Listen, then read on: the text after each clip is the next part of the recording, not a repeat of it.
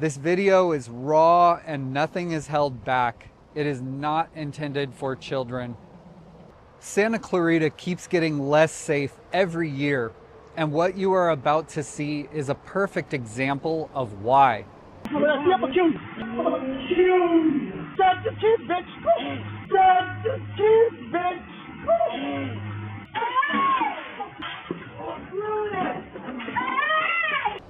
My family were the victims of extreme violence in CASTAIC at Paradise Ranch Mobile Home Park, where the park owner and management created the conditions that allowed this to happen in retaliation for my role as lead plaintiff in a major civil lawsuit against them. My neighbor, who has ties to a well-known LA biker gang, threatened to kill me, threatened my children, and then attacked me in front of 2 sheriff's deputies after I called 911. The entire incident is captured in 4K video. My name is Jason, and I've been a resident of the Santa Clarita Valley for over 40 years. Everything described in this documentary about Paradise Ranch Mobile Home Park, the owner of the park, and the management company is either already a part of our civil lawsuit or is being added to the amended filings with my attorney. This video is divided into 2 parts. The first is a short version that gives you everything you need to act if you don't have the time. The second is a long-form documentary that goes deeper into the full story. What makes this worse is that District Attorney Tanaz Mokayev decided there was not enough evidence to convict this criminal of the 9+ crimes he committed. She dropped every single charge. It also appears he previously committed a felony grand theft and served prison time, which should have been considered. I need the public to watch the evidence, demand answers, and help reverse this outrageous decision. My family is still living in fear, and her decision has made the situation even more dangerous. As you watch, ask yourself, if you were sitting on that jury, would you have any doubt about the crimes you are about to see? Would you let this man walk free? This Puerto Rican neighbor's hostility towards ICE raids led to this. You know what? You need to calm down. You're disrespectful. You want respect? Show respect. Why don't you ask What? before you call me disrespectful? Is that the problem? What? Well, they don't care. You white. Is that the problem? I can't even Fuck you. That's understand. what's up. I can't even understand. I understand. Fuck you. That's what I understand. Why don't you tell them to Fuck turn you. their music down Fuck you. and stop disrespecting me? Fuck you. It's not 10 o'clock. When I catch them to see you. When I catch them to see you. You're a bitch. Bitch. Hey. Why don't you tell these assholes to turn their music down? You're sick, bitch. You're sick. You're Back off, bro. You're a rata. Bro, when I catch them, hey, I'm gonna call you a rata. You're a rata, bitch. You're a fucking. I'm not a racist. I'm a super motherfucker, bitch. No. When I catch them, You're calling me a racist. fuck you up, bitch. When I see myself, I'm gonna fuck you up. When I see myself, I'm fuck you up. When I see I'm gonna kill you. Protect the kids. Protect the kids, bitch. Protect the kids, bitch. They dare you to suck my dick. Bow, partisan. No. They dare you to suck my dick. Bow, partisan. No. You ready? You ready? Hey, back it up. Hey, fucking people. Leave me alone. Fucking people. Shit. Stop! The hell is wrong with you? Stop fighting! Stop fighting! What are you hitting me? Stop! Get in the house! Get in the house! You stay down!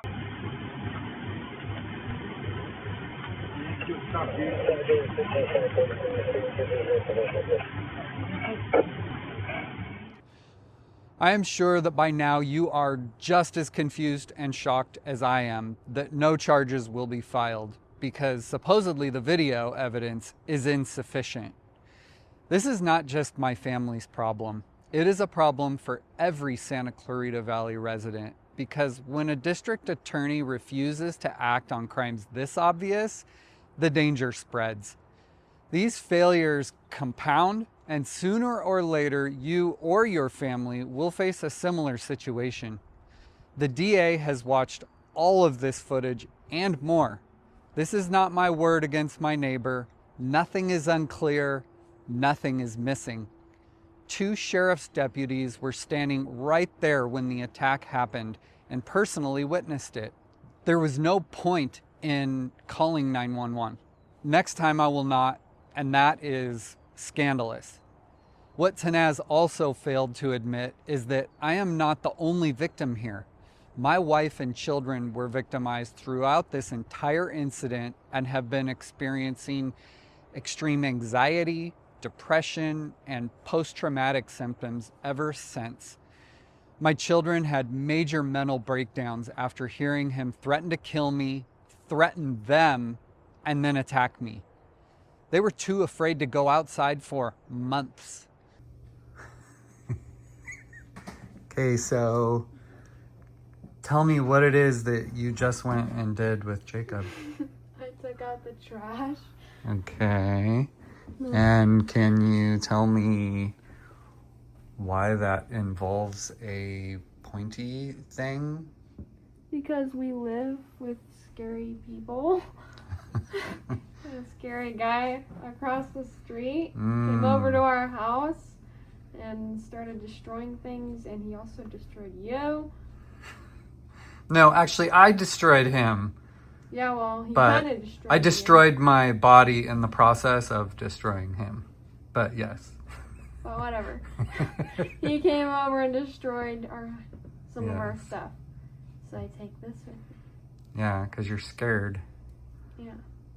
So yes, you're scared of our neighbor because he came over here, threatened to kill me, and then threatened you guys, and then actually made good on it and attacked me. Yep. So now, here we are, I don't even know how many months later, I don't even and wanna you're think taking the about it. trash out with your carving knife. Yeah. Yep. Yeah, I know. We don't feel protected. Government won't protect us. The police won't protect us. The police, or actually, I'm sorry, the district attorney decided that she was gonna drop all charges because nothing that he did was wrong at all. And you instinctively know that what he did was wrong, Yeah. in spite of what the district attorney thinks. And you're taking measures to protect yourself because the district attorney won't protect you or our entire family. Yeah. Yeah. Why do you have this carving knife? Yeah, it's for your foam heads, yes. For this specifically. My wife stopped going outside as well, and the lack of sunlight made her so anemic, her hair began to fall out.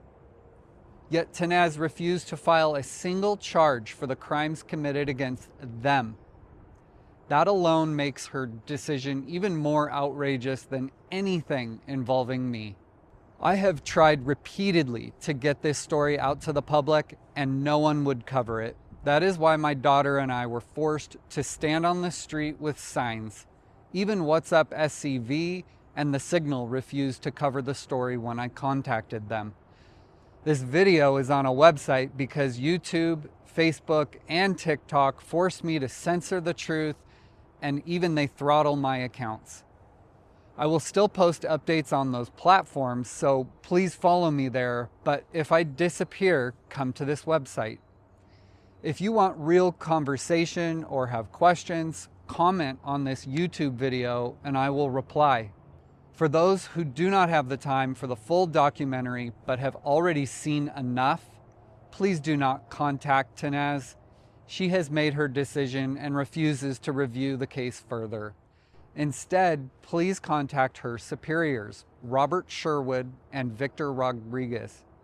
And be respectful when you do. I have already contacted them multiple times by phone and email, and they refuse to acknowledge me. Do not call the city either. They constantly claim they work closely with the sheriff's station to keep crime low and keep residents safe.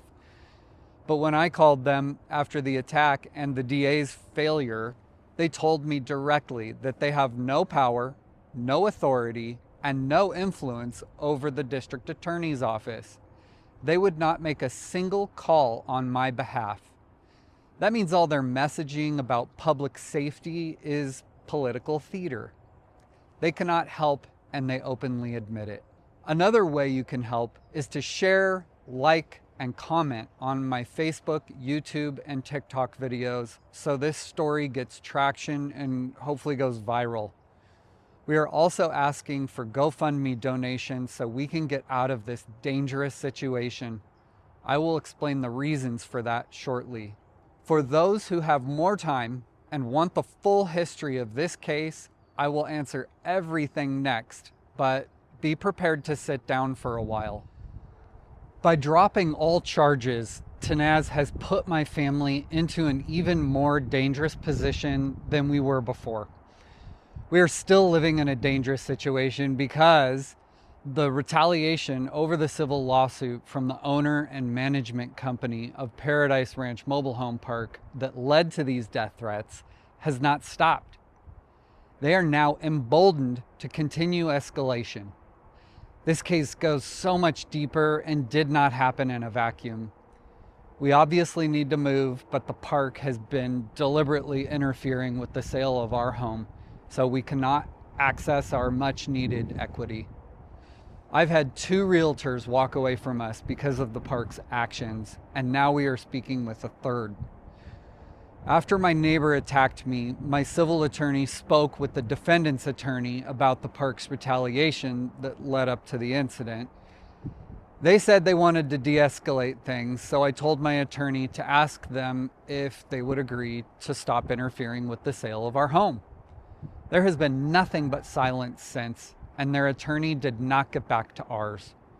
The park will not even agree to that simple request so we can leave. We may have to walk away from our home or fire sale it. While it is obvious that I defended myself effectively, what you cannot see is the physical damage I suffered. I seriously injured my ankle, tore cartilage or tendons in both shoulders, and hurt my back because I went into the fight cold. Now I am much less able to defend myself or my family against another attack, and I feel extremely vulnerable. I still run my small business here in Santa Clarita, but I do it in constant pain. It has reached the point where I am being forced to sell the business because I cannot keep working like this.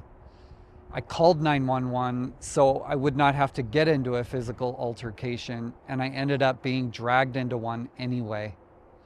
My entire livelihood is now at risk, and I am the sole provider. As I already said, we have started a GoFundMe, and we would be grateful for any help. I have never asked this community for help before, but what we are dealing with is extreme, and we cannot do this alone. Years ago, I bootstrapped a small manufacturing company, but between government tariffs and COVID policies, our margins were destroyed, and the business was severely damaged as a result. If anyone has the ability to get my product into Home Depot or Lowe's, please reach out. I have used the word retaliation for good reason, and I do not use it lightly. The threats against me and the attack on my life were not random. They were the predictable result of years of purposeful pressure and deliberate actions by the owner and the management company. My original plan was to pause this documentary about the battery incident and walk you through why I gathered more than 80 residents to sue the park and how the retaliation that followed once I became the visible face of that lawsuit led to this attack. But the documented misconduct and escalation were too extensive to fit here without turning this into a multi-hour film.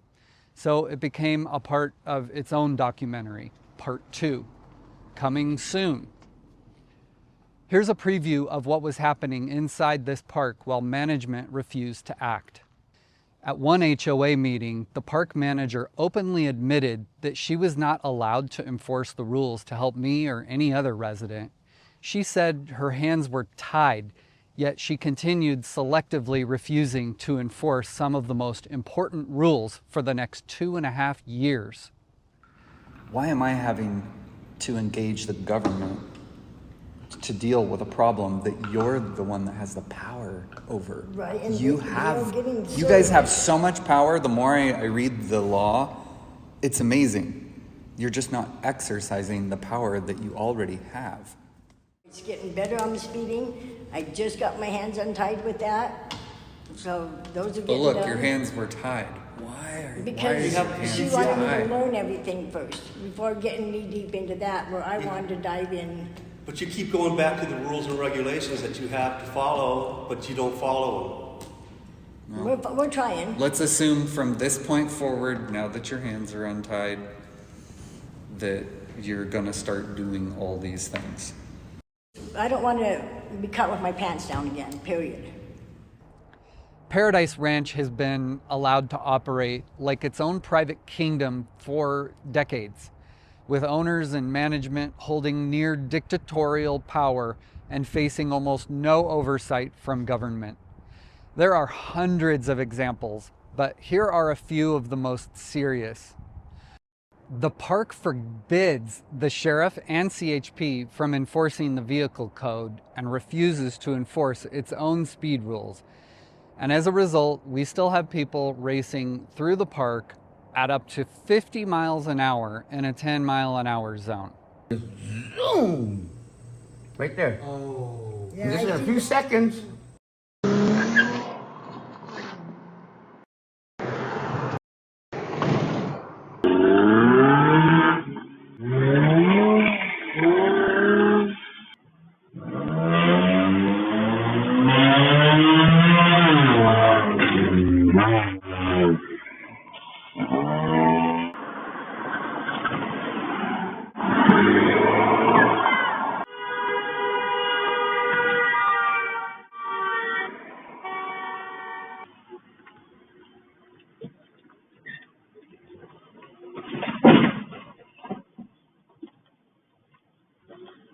This appears to be the tire from the drunk driver in the black Nissan that hit the boulder in front of my house. He must have took it off and just discarded it here. I don't want to be caught with my pants down again, period. This one sucks. The park allows vehicles with no exhaust or extremely loud exhaust systems to operate freely.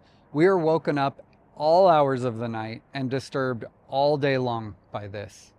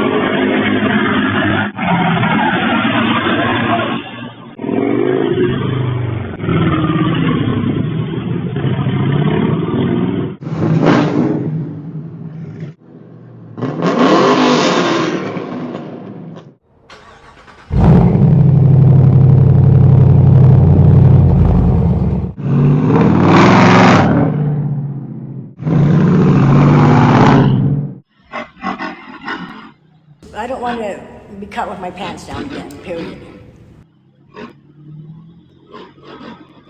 Here's a scary one.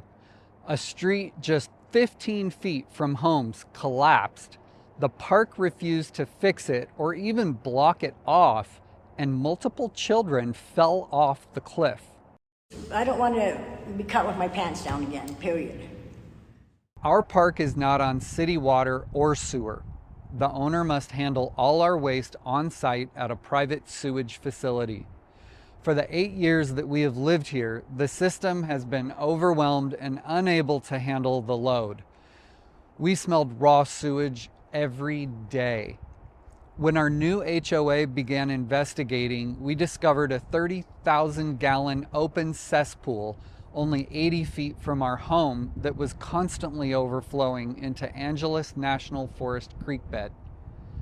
One of the main pieces of equipment, a Closina unit, was also overflowing regularly. The smell at times made my wife and daughter so nauseous and sick, it lasted for hours at a time. No, nothing should be coming out of it, especially nothing should be coming out of the backside. You should have any contamination. Oh my gosh, it smells horrible. Oh man.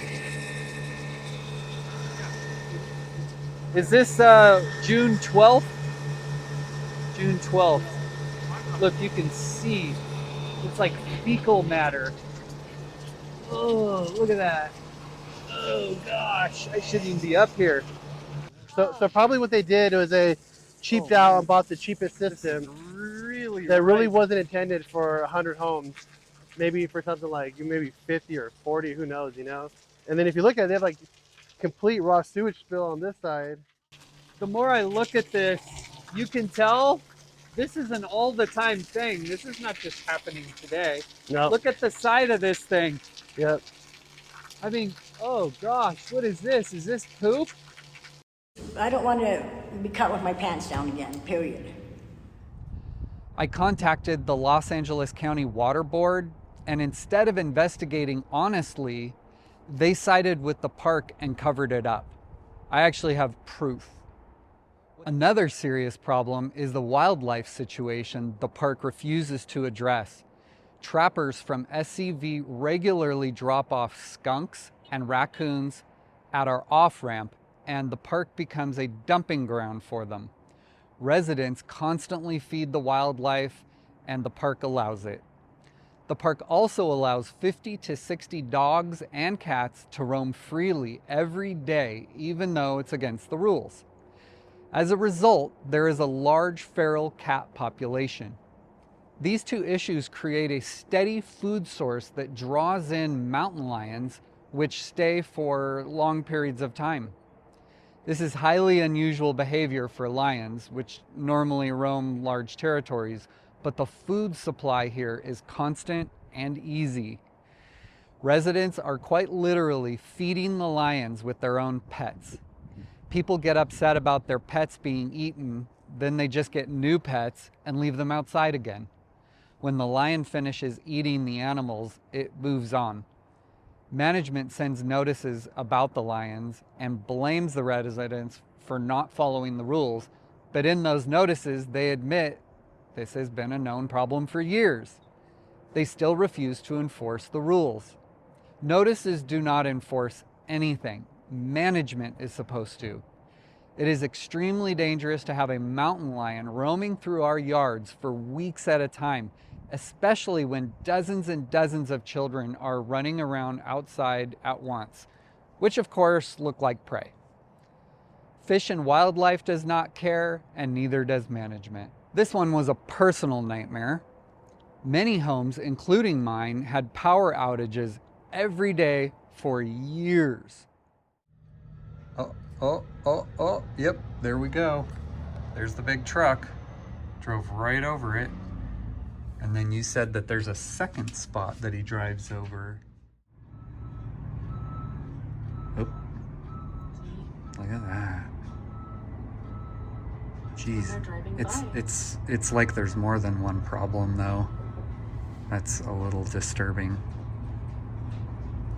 So that would be like 3 separate places that these guys are driving over, and it's causing our power to go out. Oop, here we go. Yeah, look at that. Right as the little bobcat actually rolled over it. Oop.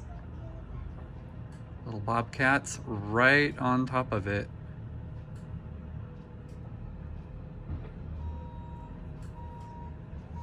Oh man, our battery backup is gonna get destroyed. Yeah, this is a little out of control. The park operated water wells containing harmful constituents, including drawing groundwater from the same table into which sewage was flowing, creating a serious health risk. The conditional use permit expressly prohibited use of well 18, yet the park used it anyway.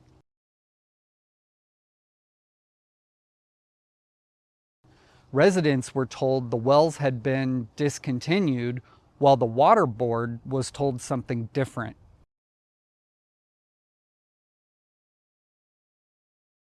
The park also represented to our attorneys that it was not using well water, but its own records and government documents show otherwise. For years, there were repeated periods when the water coming from the park's storage tank developed strong odors, sometimes resembling onions or fecal smells. Shortly afterward, the park would add large amounts of chlorine to the system.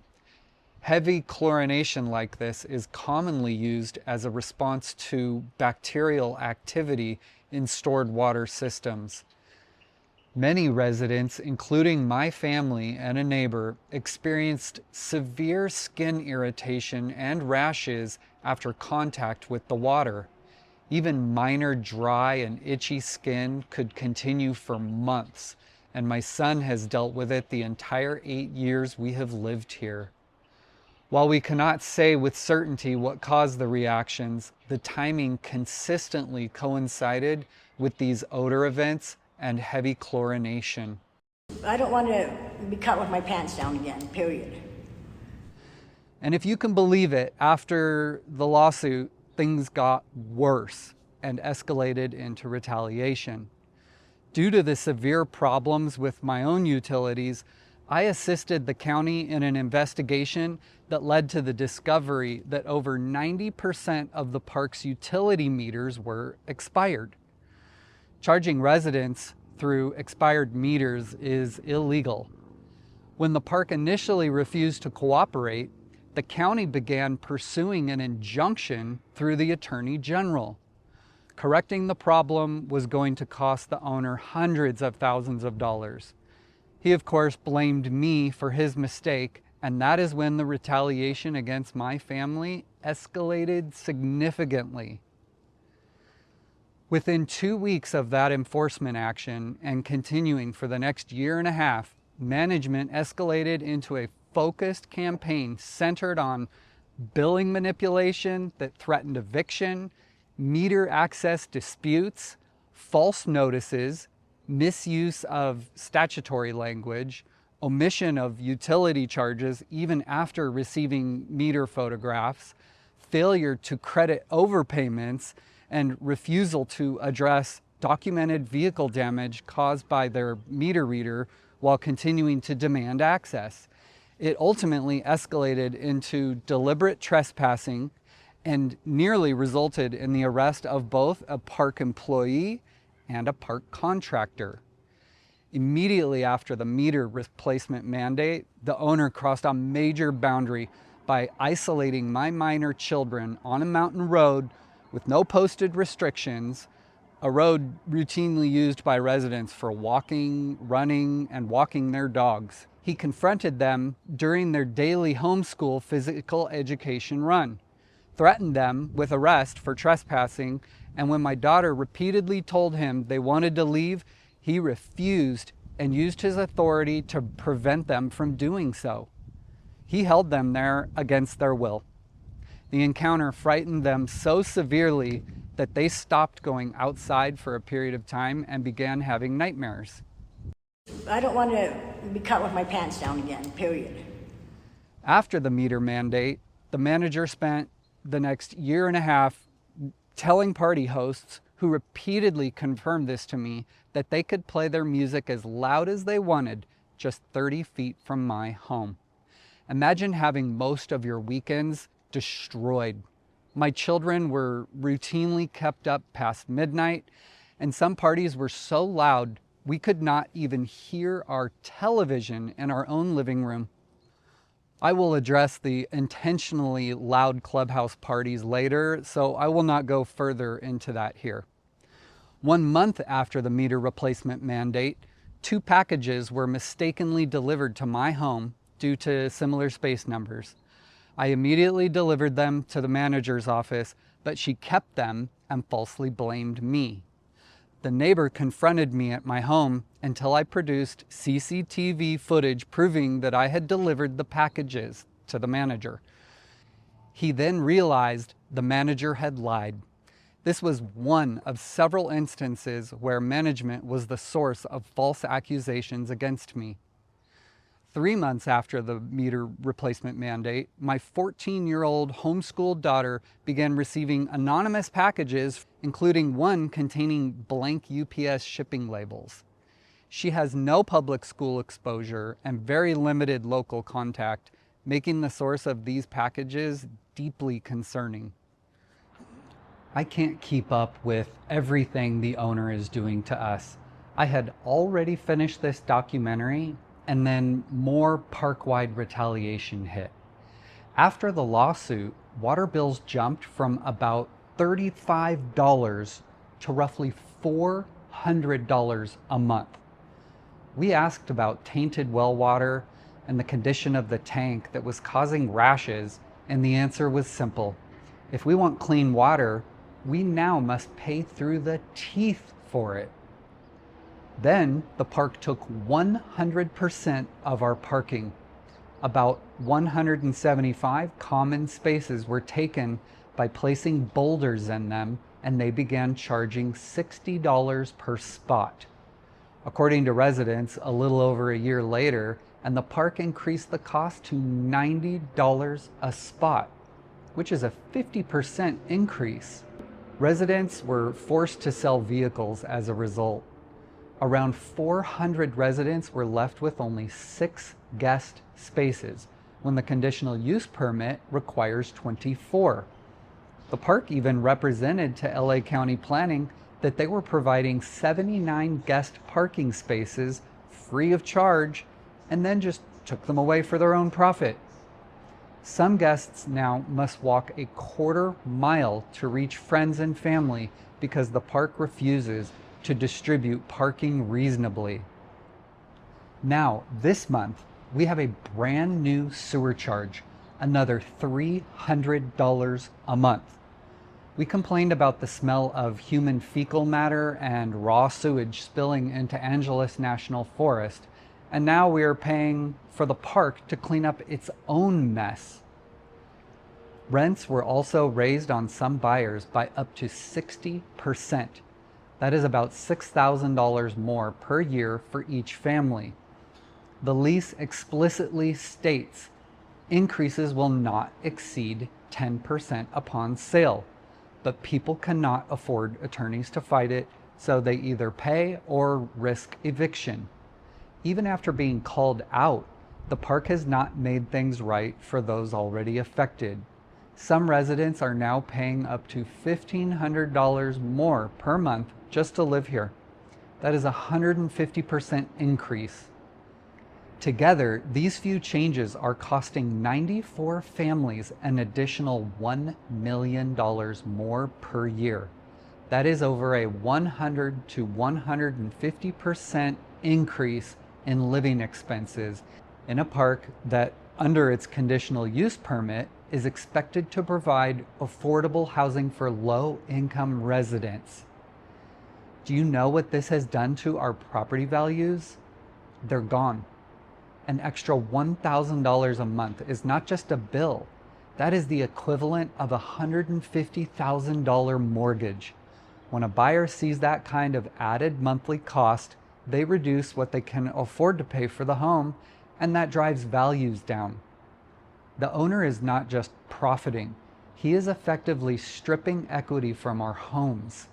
A man who lives in $40 to $50 million mansions in Beverly Hills is taking equity from the homes of poor people. Homes that should be worth hundreds of thousands are now selling for far less.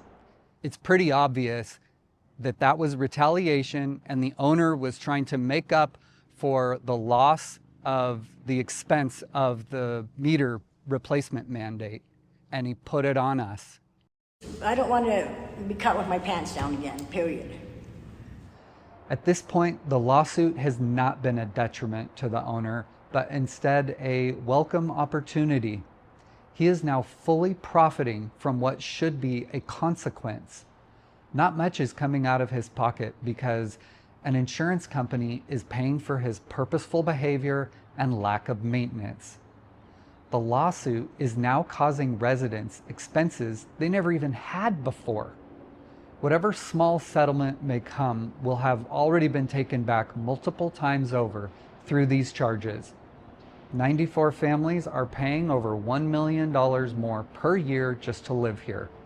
Over the next 20 years, that turns into roughly $30 million when you factor in inflation and future increases. Then the owner profits again because the park's value now increases by millions, while residents are drained. Around 80 plaintiffs may receive about $25,000 each, while collectively paying tens of millions more to live here. I don't even know why the owner is so mad at me. I just made him an additional $30 million. He should be thanking me, but instead he's angry and has destroyed my life.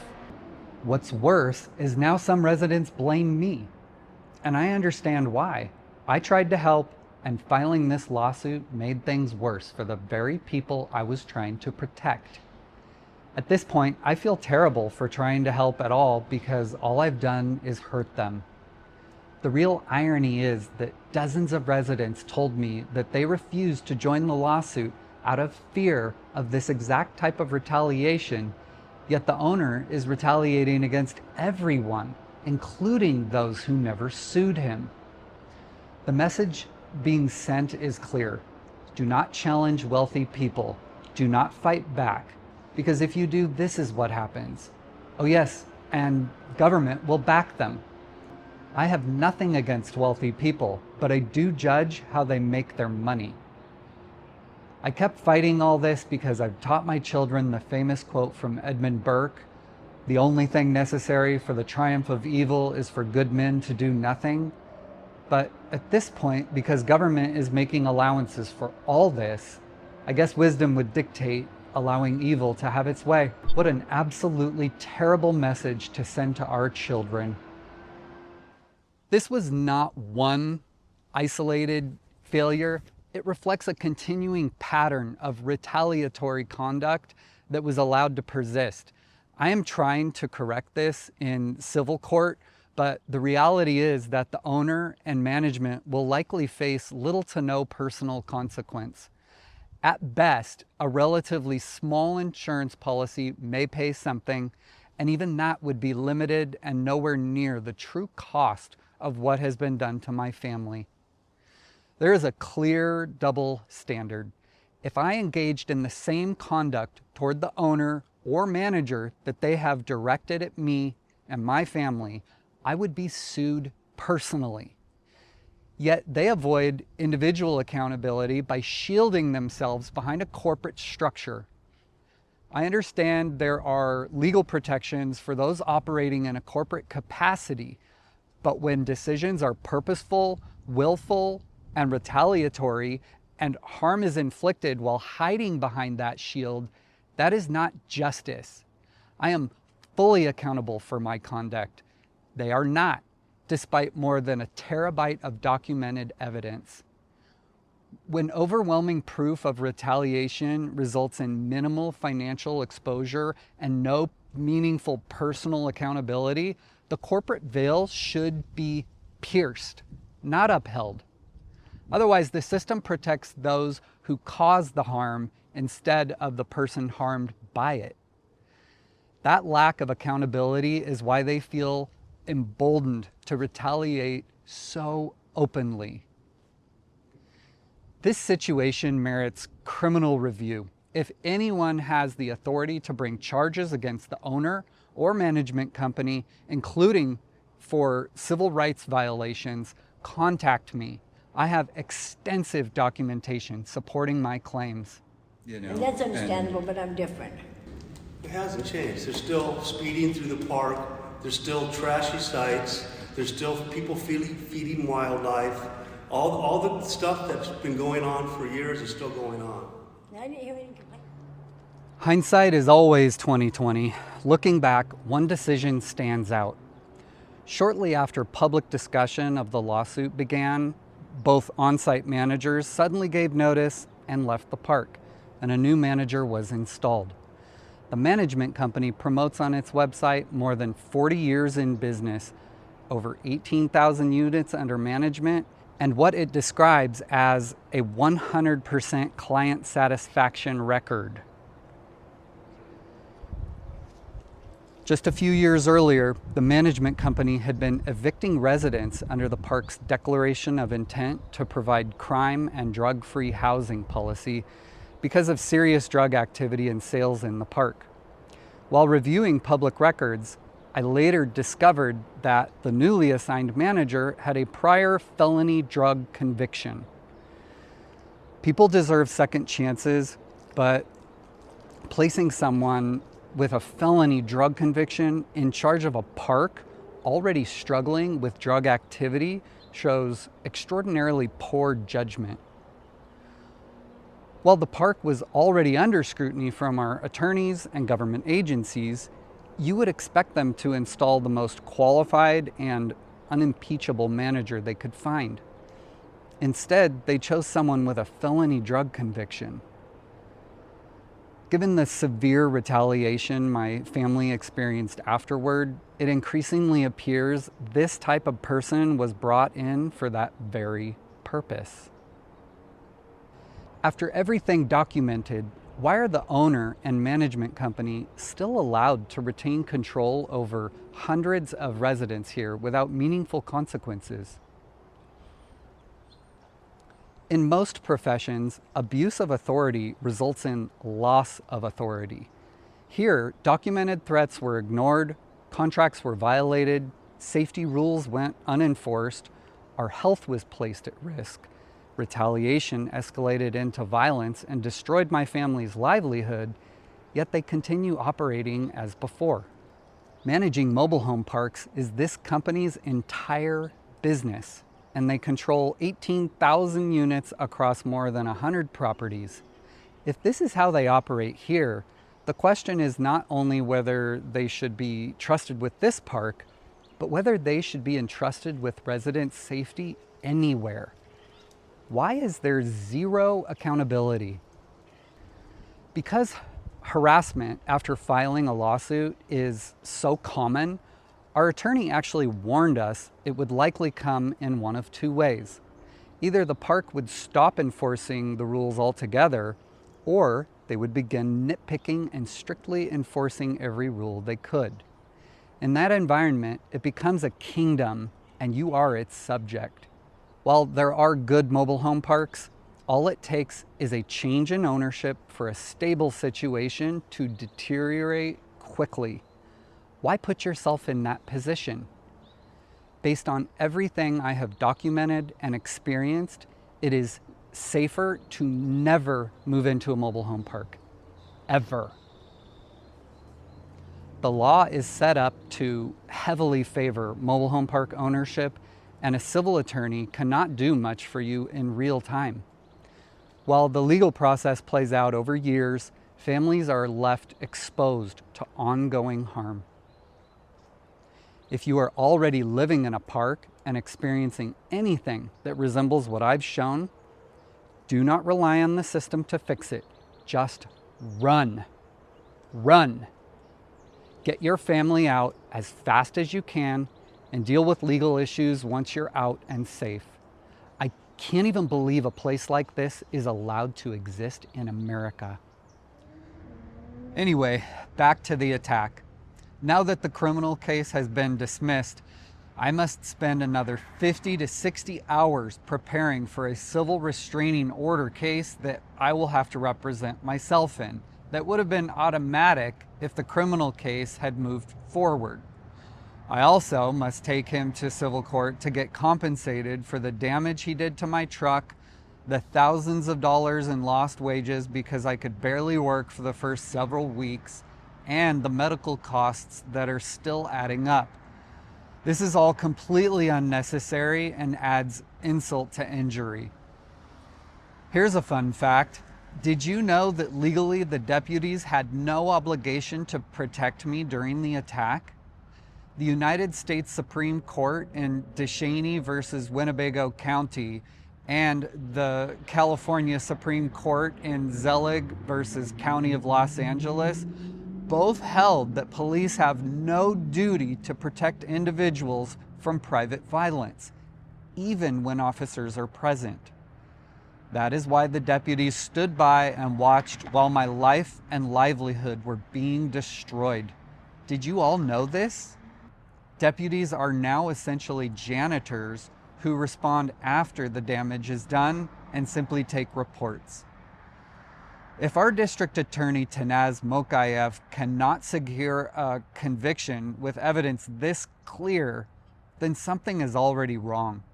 But what she did raises 6 red flags that show something much deeper is going on. First, she refused to file any charges at all, even though the evidence is overwhelming and every crime is captured on video. Second, she refused to pursue the normal plea bargaining process, even though prosecutors rely on that tactic in cases that are difficult or uncertain. She would not even consider it.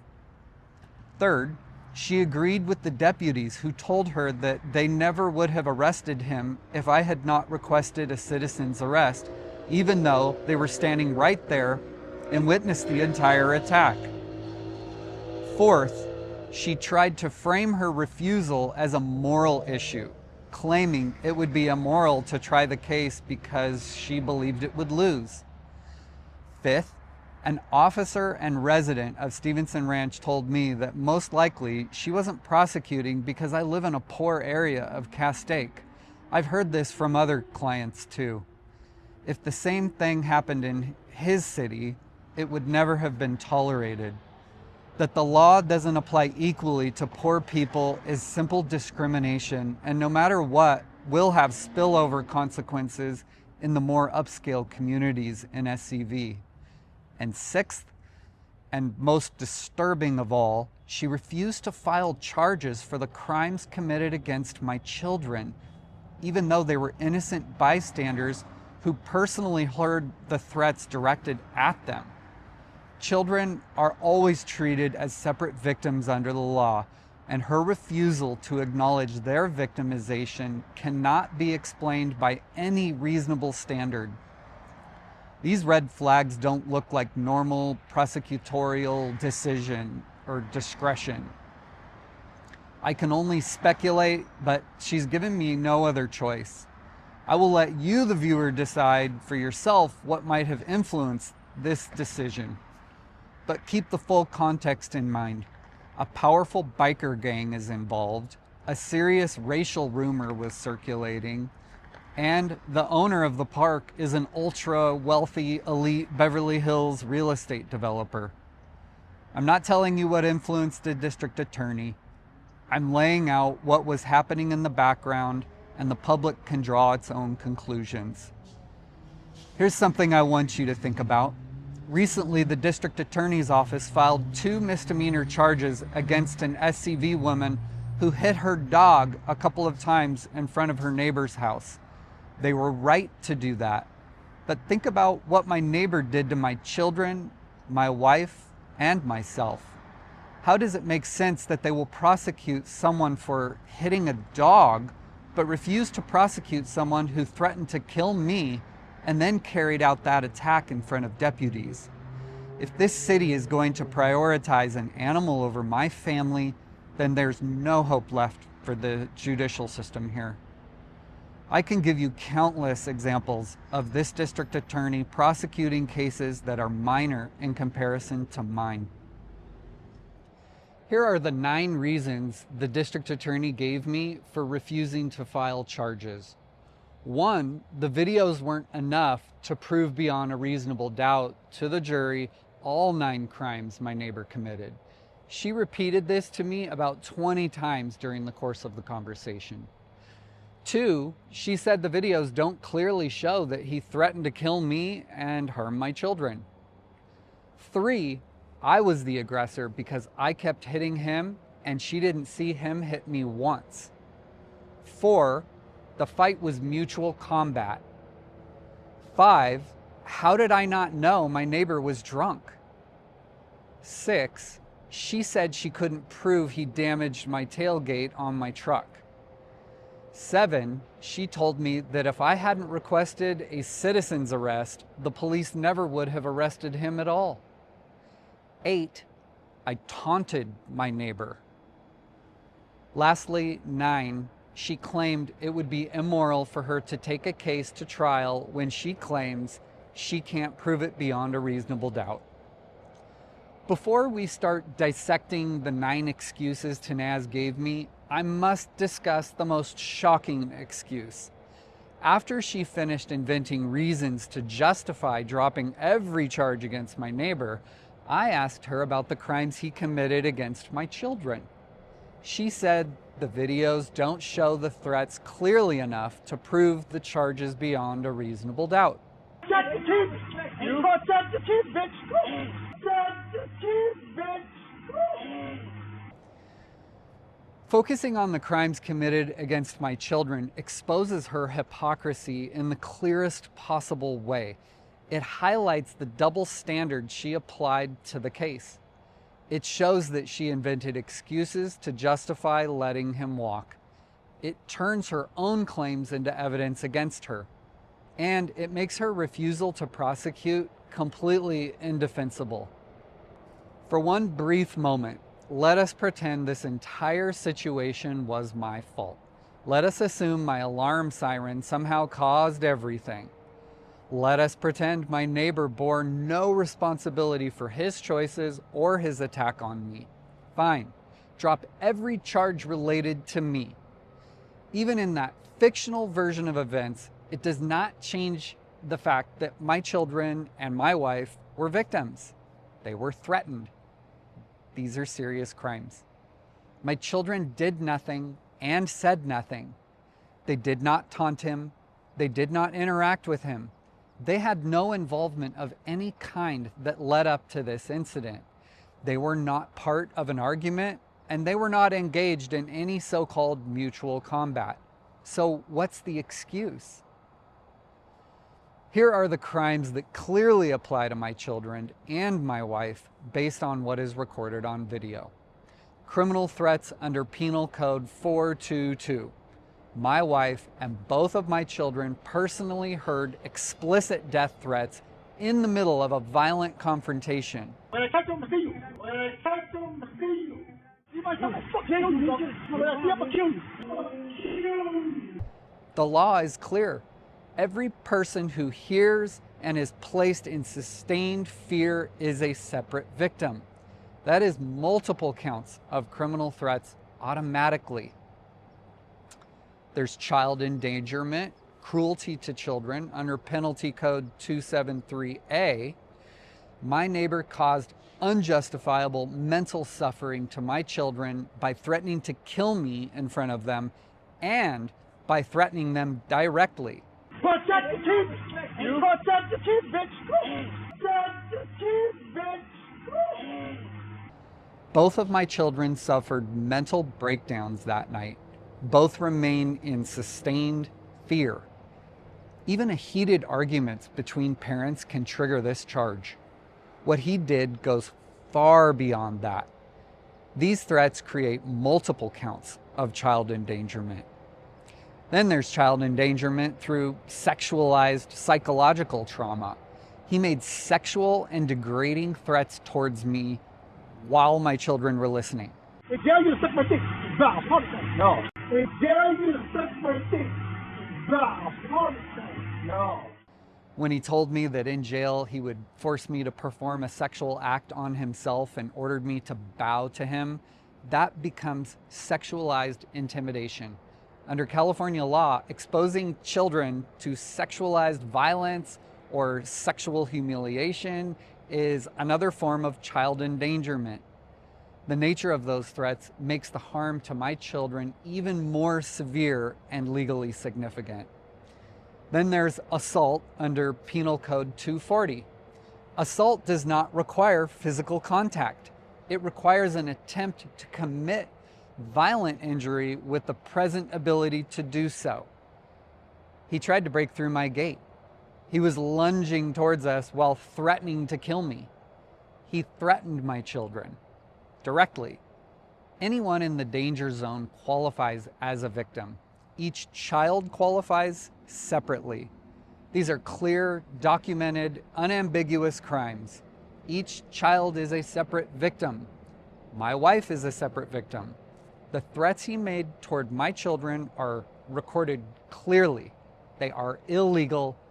They are not subject to interpretation. Yet Tanaz refused to file a single charge for what he did to them.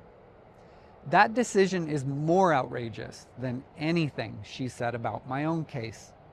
I hope you can clearly see some other motive is at work here. When you take me out of the variables is when it becomes glaringly obvious that something else is going on. As a side note, I did obtain a temporary restraining order against my neighbor. The commissioner could clearly see that he was a threat to my family. However, at a second hearing, another commissioner reduced the stay-away distance from 300 feet to 50 feet. She wanted to be sure he could still live in his home, which is about 250 feet from ours. That commissioner also made sure that he could continue to go to the pool and the clubhouse parties because that was a priority to her. That restraining order is its own unbelievable story, and I will be documenting it separately on my other channels.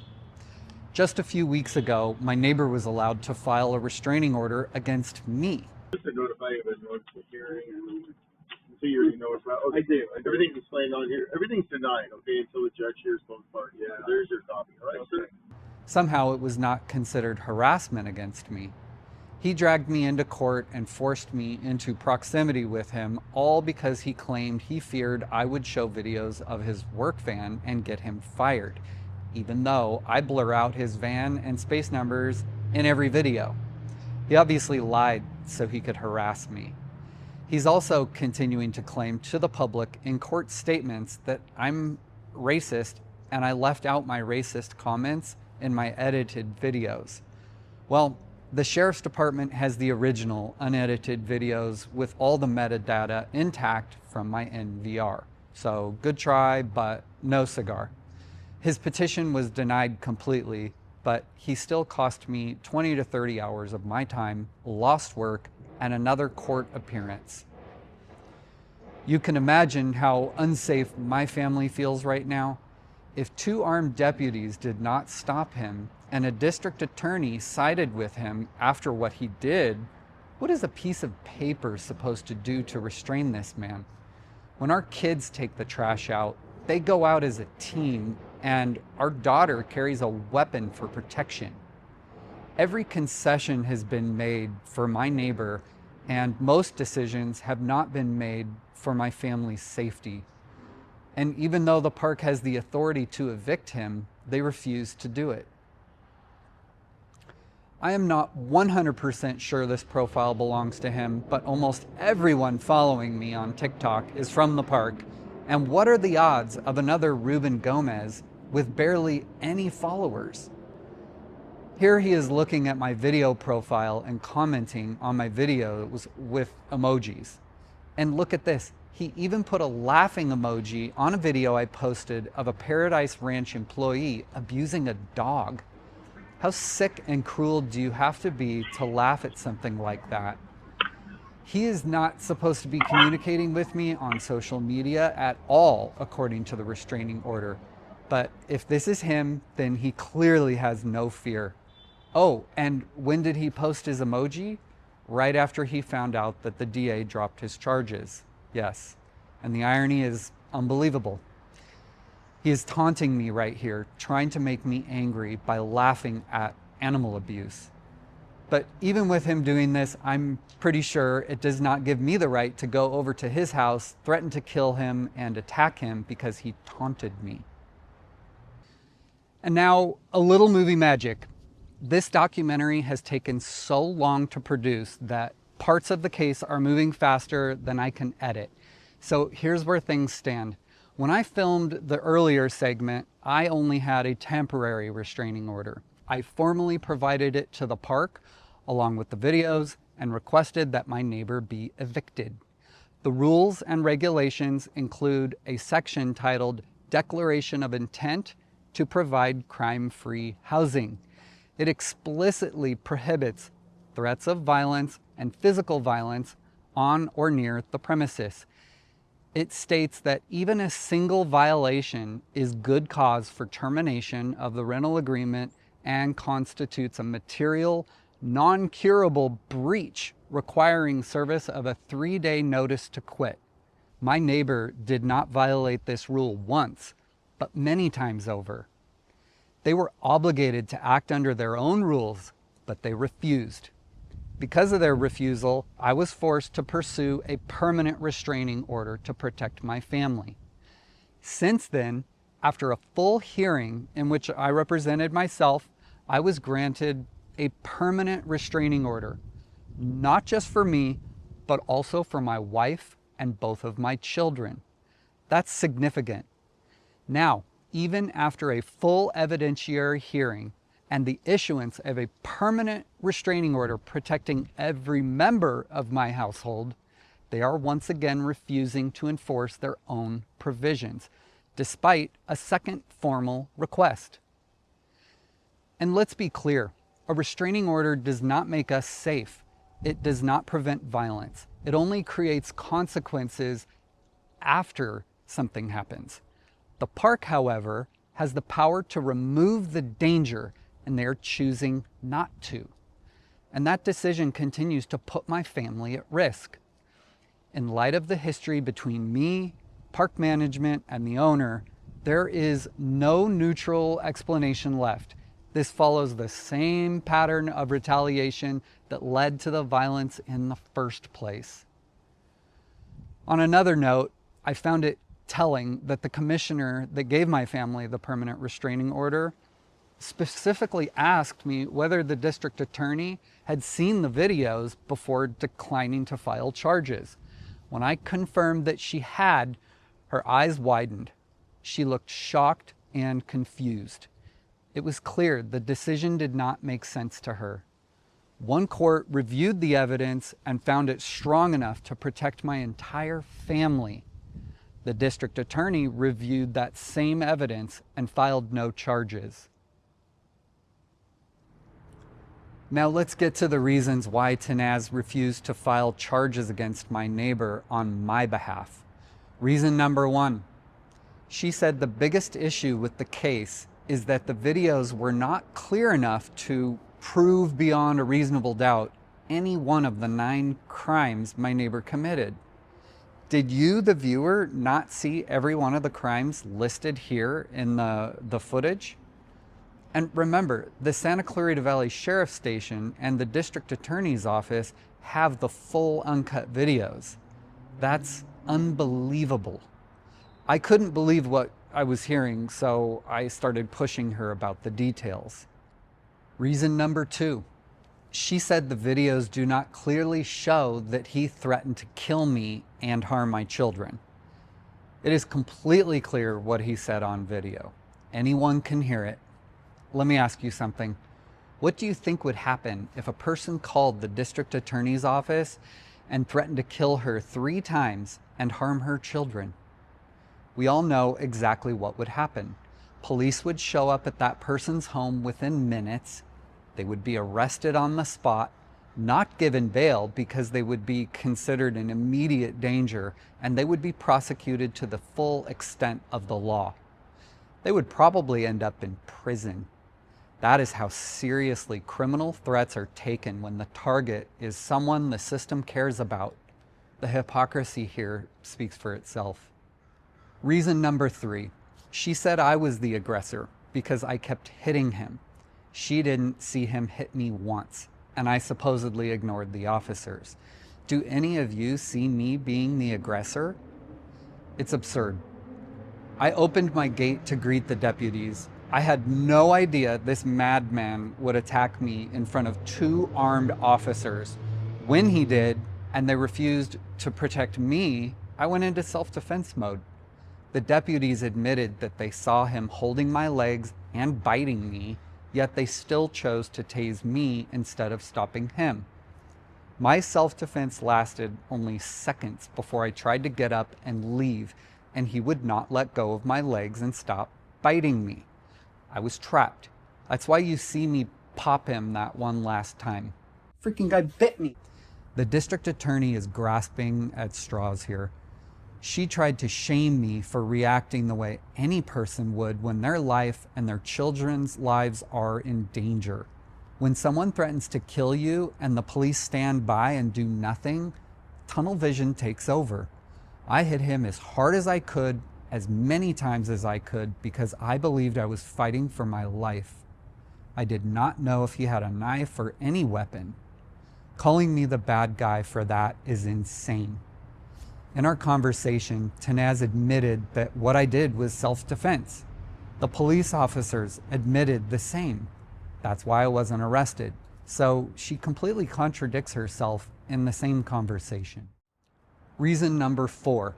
She claimed the fight was mutual combat. There was nothing mutual about it. I exchanged expletives with my neighbor, but I never threatened him with violence. In our conversation, Tanaz admitted that what I did was self-defense. So how can she also call it mutual? I am the one who called 911 after he threatened to kill me, broke my gate, and trespassed.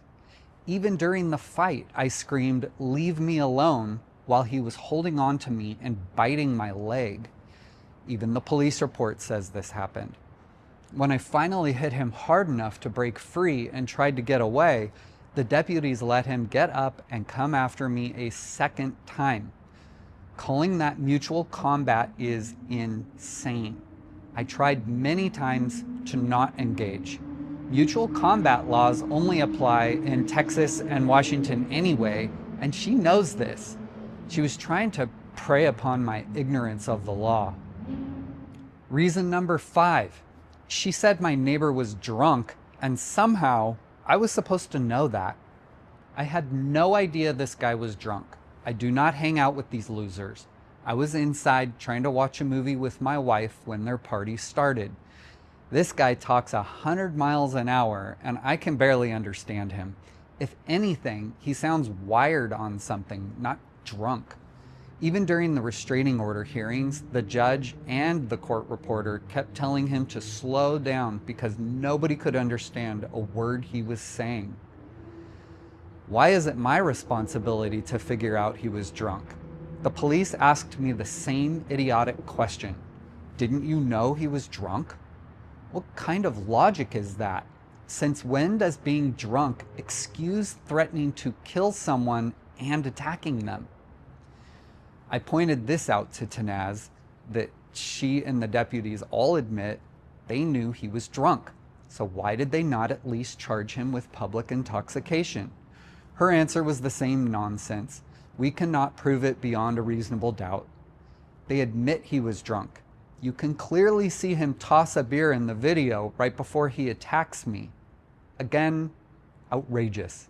I want to point out something else too. 2 things can be true at the same time. Yes, he was drunk, but it is not often you see even someone drunk with absolutely no concern for their own self-preservation like he showed that night with officers present. I cannot help but wonder if he already knew nothing was going to happen to him. He acted like he could do whatever he wanted and face no consequences. He even ordered me to bow to him as if he was a king. Is it possible that his powerful family standing in the biker gang gives him a free pass, a kind of built-in get-out-of-jail card? Everyone wants to blame his behavior on the alcohol, but I cannot shake the feeling that something else was at work here. especially when you look at the outrageous response from the district attorney who did nothing. That is when you start putting two and two together and connect the dots. He acted as if there would be no consequences, and in the end, there were none. I know this is speculation, but it is about putting the pieces of the puzzle together. Was he just drunk, or was he also arrogant because he knew he would get away with it? Alcohol may explain my neighbor's behavior, but it does not excuse the district attorney bending over backwards to defend it. Alcohol may explain my neighbor's behavior, but it does not excuse the district attorney bending over backwards to defend it. Reason number 6. She said she couldn't prove he damaged my tailgate on my truck. When he throws his first punch at me, he clearly hits the gate with his body, and you can see my truck move back and forth after the hit. It couldn't be any clearer that he damaged my vehicle. Her answer was the same nonsense. Again, we cannot prove it beyond a reasonable doubt. Reason number 7. She told me that if I hadn't requested a citizen's arrest, the police never would have arrested him that night. I don't even know what to say here. Let me just repeat that. She told me that if I hadn't requested a citizen's arrest, the police never would have arrested him that night. That's a mic drop. Are you feeling safer, Santa Clarita? Reason number 8. I taunted my neighbor. Tanaz said I taunted my neighbor in 2 ways. The first supposed taunt was my question to him as I was attempting to greet the officers. Yeah, you ready to tell the police what you told me? Yeah, you ready to tell the police what you told me? Yeah, I'm ready. Huh? She treated that as some kind of provocation. But if you watch the video, he was already walking toward me before I said anything at all. I did not even know he was still outside until I approached my gate to greet the officers. And considering he had just threatened to kill me and threatened my children, asking whether he planned to share those threats to the police is not taunting. I asked the question because I believed he was about to be arrested for criminal threats, and I wanted to know if he intended to admit what he had just said. If asking someone to clarify whether they will repeat their own death threats is considered taunting, then I guess that makes violence an acceptable reaction. The second supposed taunt was the use of my outdoor alarm siren. That brings us to the central question at the heart of this entire situation. This is going to be a long one, everyone. Who taunted who here? Who tipped the first domino? Domino number 1, government and legislature failure. The violence that happened that night did not happen because I turned on my alarm siren to stop an outrageously loud party. The first domino was tipped years earlier when the government created a system that allowed mobile home parks to operate like autonomous kingdoms, where owners and management have near dictatorial power over their residents with almost no oversight and almost no consequences. How is that possible? The reason is simple. It is private property.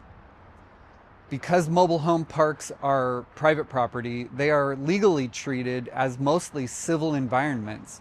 That single classification removes the kinds of immediate criminal protections most of the public take for granted. Agencies either have limited authority, refuse to act, or cooperate quietly with the park owner and management. The official governing body for mobile home parks, HCD, even admits in the back of its own rule book that it has no enforcement power at all.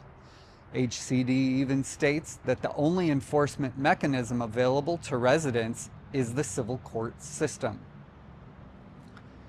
Even basic safety is left to the park owner's discretion.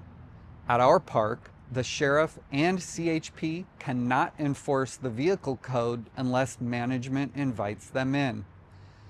An SCV CHP manager told me that a single 12-inch by 8-inch sign stating that the vehicle code is enforced would allow officers to enter and do their job.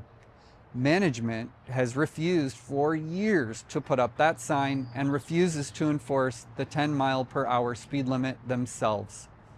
The result is vehicles driving 40 to 50 miles an hour past children and adults. For most people, government agencies provide some protection. For mobile home park residents, they provide almost none.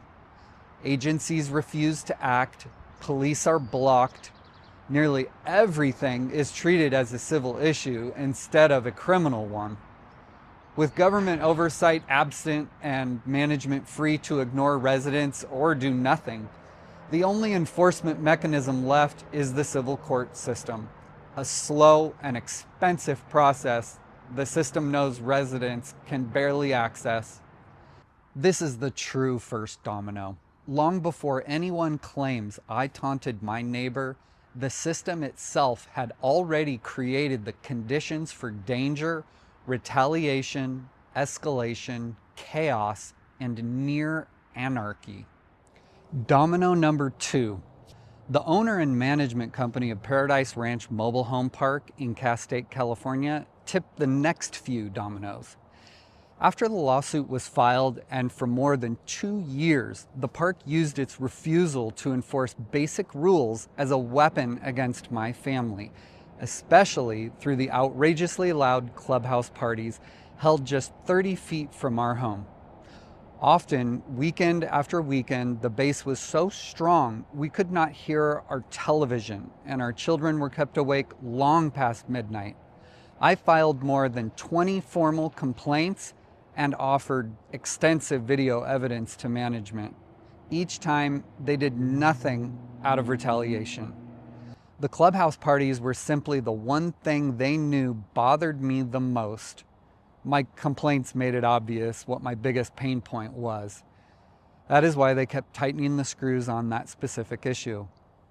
They were trying to push me into an illegal reaction. They failed, but that was exactly what they were attempting. For over 2 years, I contacted every single appropriate government agency and exhausted every lawful remedy available. Out of roughly 20 calls to the Santa Clarita Valley Sheriff's Station, they were able to help meaningfully once. The rest of the time, we were on our own. Management escalated further by publicly outing me for filing private noise complaints, which turned many in the community against me. This put a giant target on my back and made me the focus of hostility within the park. For context, you must know that the Hispanic community loves to celebrate, and their parties are a huge part of their culture. They go big on decorations, loud music, and everything that makes a gathering feel like an event. At an HOA meeting I was leading, a park employee's wife stood up, pointed at me in front of everyone, and announced that I was complaining about the clubhouse parties. She then added that I was going into the parties and taking pictures and video, which was false. The pictures and videos had mostly come from my CCTV system located on my home 30 feet away or standing outside the building by my own home. That moment was a turning point because residents became angry with me and the HOA was actually destroyed. None of this was accidental. It was deliberate, designed to provoke, escalate, and corner my family.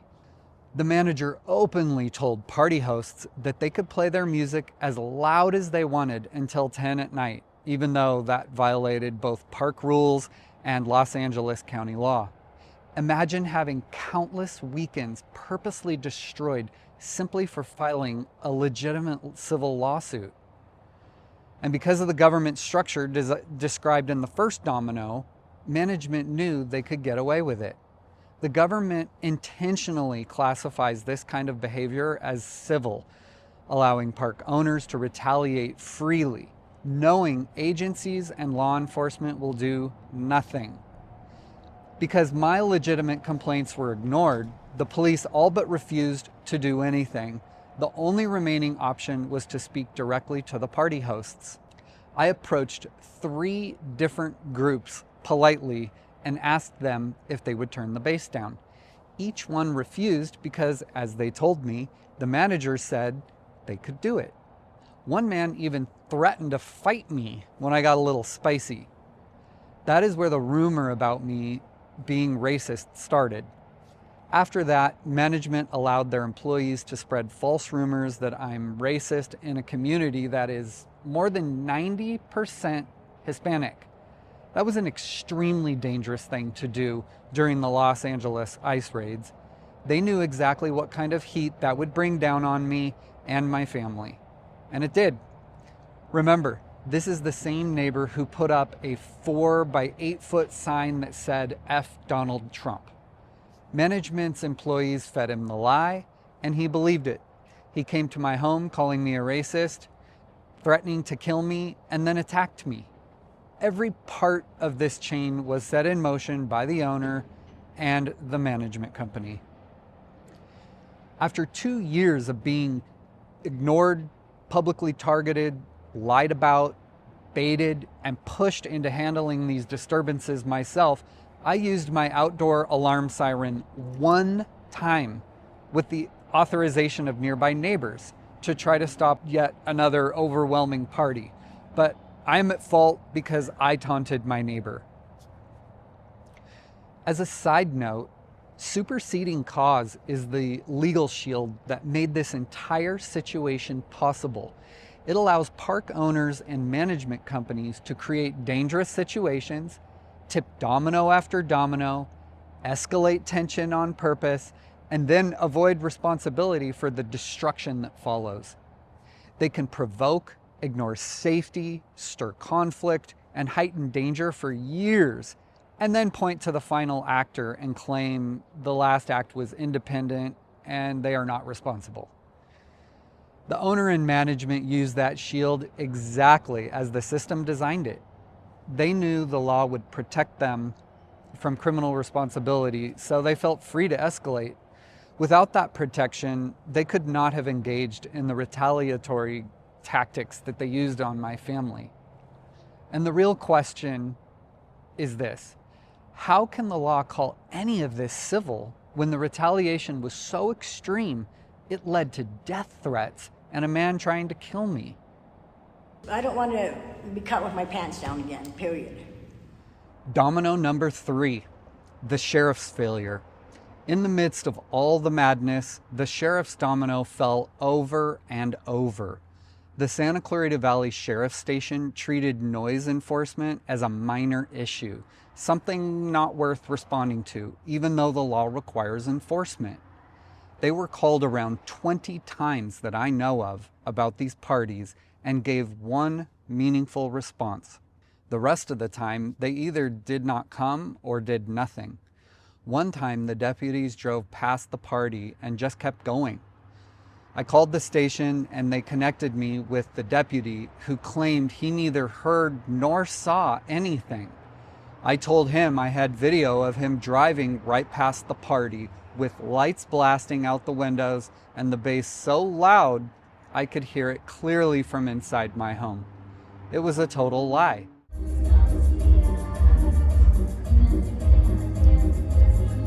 And another psychotic, frickin' lunatic party. Their refusal to act handed even more power to management, who already felt legally untouchable because of how the law is structured. What makes this failure even more serious is that the owner and management were already getting away with severe retaliation. Law enforcement could have curtailed that pressure instantly by enforcing one of the most basic rules in the entire penal code: disturbing the peace. If they had enforced that single law, it would have stopped the retaliation from escalating and protected my family from being pushed beyond reasonable limits. Instead, they did the opposite. As far as I'm concerned, they collaborated with the park through their inaction and helped create the danger I was forced to live under. Their refusal to act also emboldened the very people who were creating the danger. One party thrower told me, if she was doing something illegal, then I should call the police. She said it with absolute confidence because she knew they would do nothing. This is how protected people felt in this park.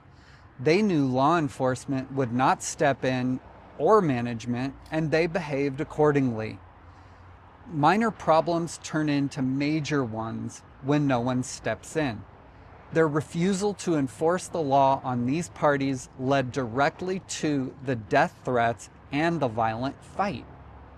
Noise rules exist for a reason: to prevent conflict between neighbors.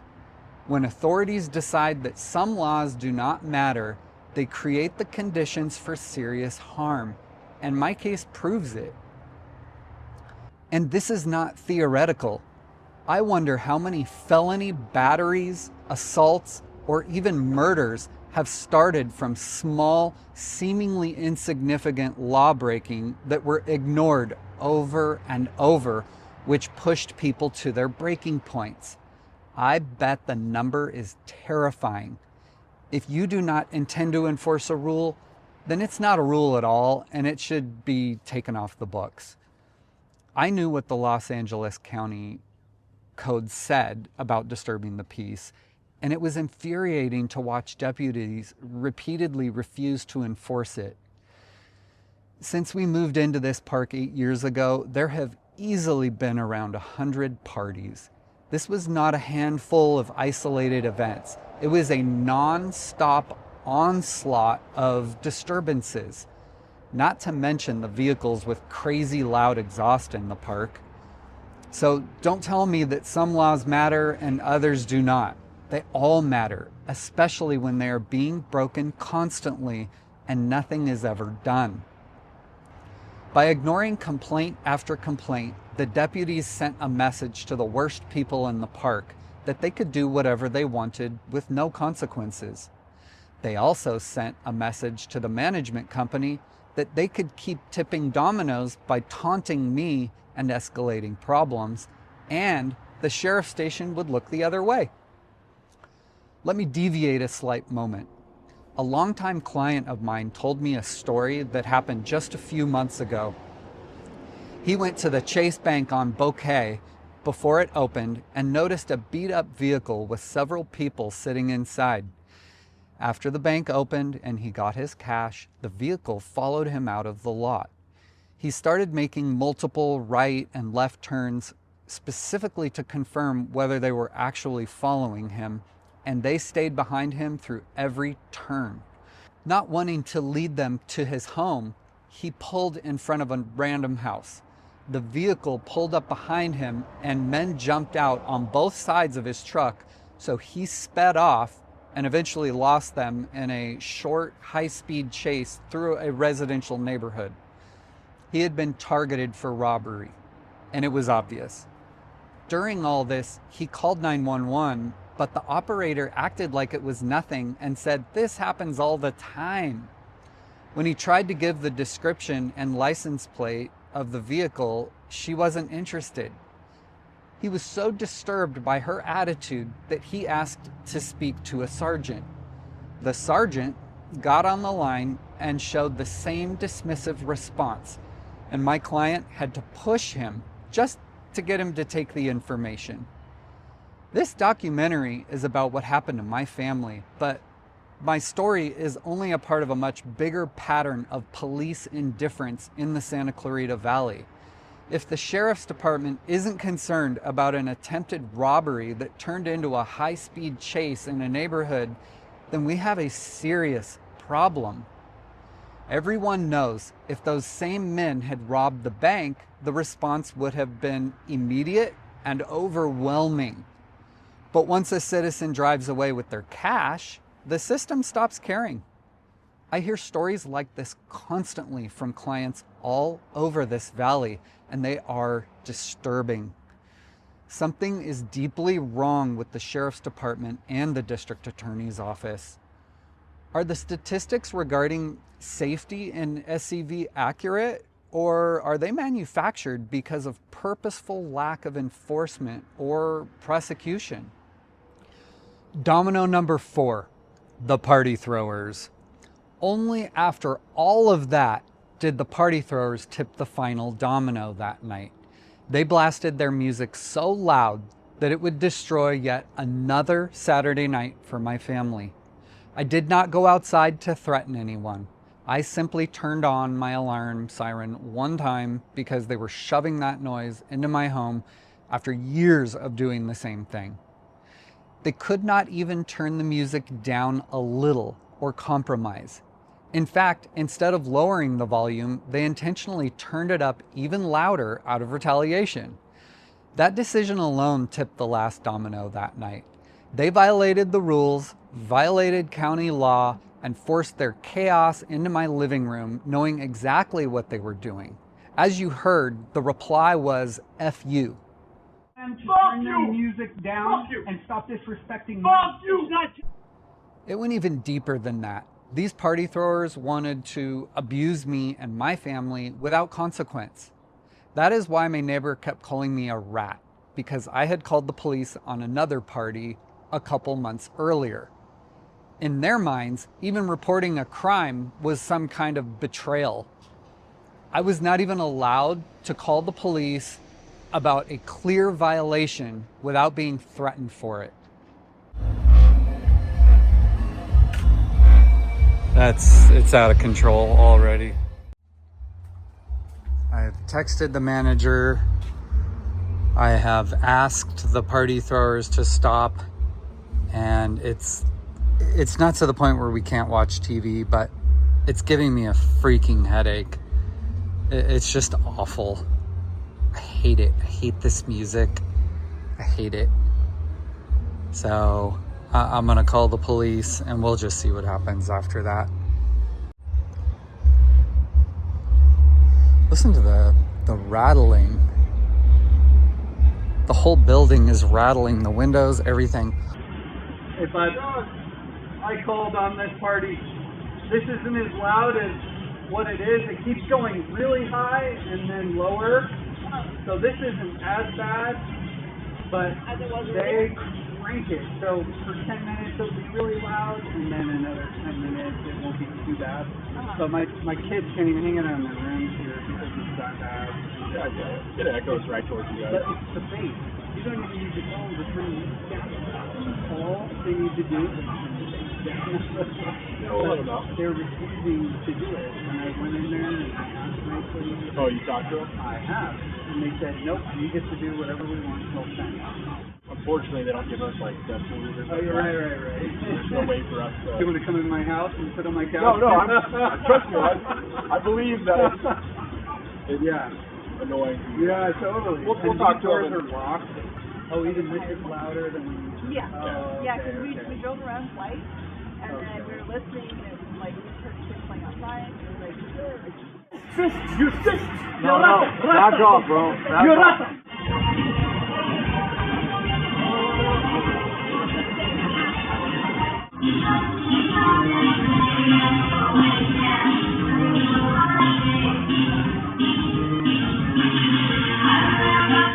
Yep. Now they're opening the door and being completely obnoxious.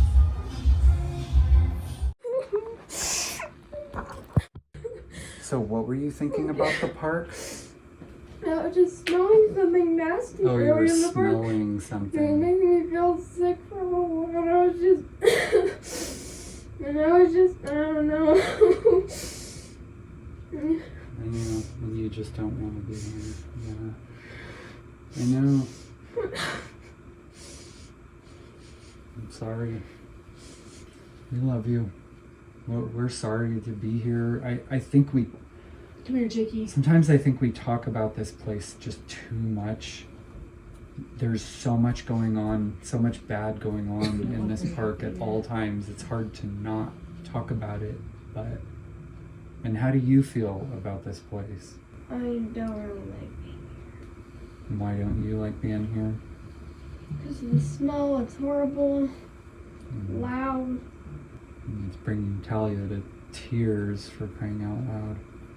But And yes, it's- with Zuri all day today, and then you're smelling gas in the morning and the evening, it's making you feel sick. then we come home and there's a giant party at the clubhouse.